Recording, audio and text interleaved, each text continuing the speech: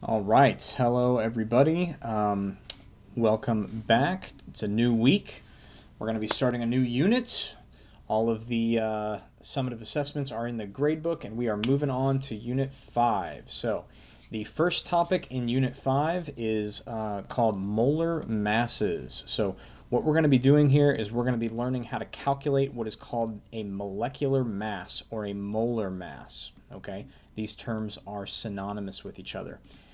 In this video, I'm going to walk through an example, and then I'm also going to get you started on the assignment. I'm going to show you exactly how to do what I'm going to be asking you to do, which is fill out the rest of these tables here. Okay? Let's just read what it has to say here. It says each entry on the periodic table contains an element's atomic number and its average atomic mass. Each element, let me zoom in here. Each element on the periodic table has two numbers. This top number is the atomic number. You may remember that the atomic number tells us the number of protons in an atom of that element. Okay? We're actually not that interested in the atomic number today. We're much more interested in this bottom number. This is called the atomic mass. Okay? This is the weight or the mass of an atom of this element. Okay?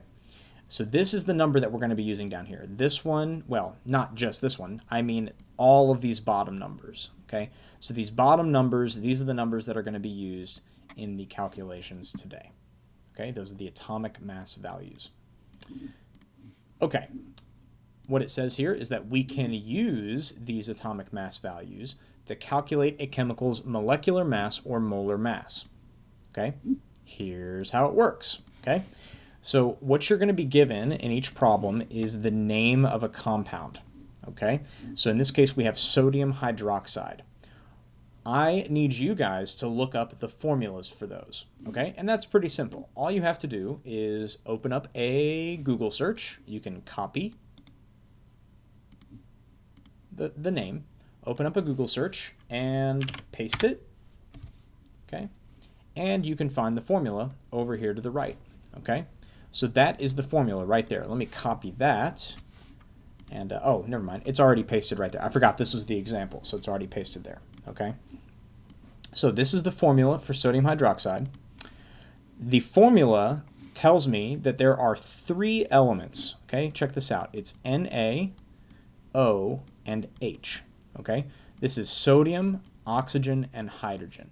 Okay? That's why I've listed these three elements here. Okay? You can see element, sodium, oxygen, and hydrogen. All right? The next thing that I've done is I have gone to my periodic table and I have looked up the atomic masses for each of those elements. Remember, that's the number that's in the bottom of the box for each of these elements, sodium, oxygen, and hydrogen. Okay? This part here is a little confusing. This symbol stands for number, right? So this means how many of each element are in the compound. How many of each element are in the formula? Well, here we don't see any numbers, right? It's just NaOH. What that means is that there's one sodium, one oxygen, and one hydrogen, right? If this was H2O, then I would have two hydrogens and one oxygen, right? If this was C6H12O6, glucose, then I would have 6 carbons, 12 hydrogens, 6 oxygens, right? That's that number that would go here, okay? It's the number of each element that's in the formula, okay? This table then allows you to do all the calculations over here. All you're supposed to do is take the atomic mass, multiply it by the number of that atom in the formula. That gives you this total value. Okay? You're going to do that for each element. And then you're going to take these and you're going to add them up to get the final answer. Okay? So once again, what we're calculating is called the molar mass. It is the mass of the compound. Okay, it's the mass of the compound. I'm adding up all of the individual masses of these elements. Okay, so all of these mass values from the periodic table, sodium, hydrogen, oxygen is way over there to the right, I'm adding those up and coming up with a final overall molar mass for the compound. Okay, and that's it. All right, that's all we're doing. Let me walk you through a complete example here. Okay, so potassium bromide. I am going to Google search this, okay, because I don't know what the formula is. Potassium bromide. Okay, here it is. KBr. Let me paste that here. It's okay if it's got a black background, no problem with that. All right. These are two different elements. Potassium is K, right? I can confirm that on the periodic table right here. Okay. And bromide, Br, that sounds a lot like bromine to me. Let me confirm that. Let's go find it. Here you go. Br is bromine. Okay. So I'm going to write both those element names right here. Potassium and bromine. Okay. The atomic mass. I need to look up the atomic mass for both of those elements. Let's do bromine because it's right over here. 79.904. And then I need to scroll back over to find potassium. Okay.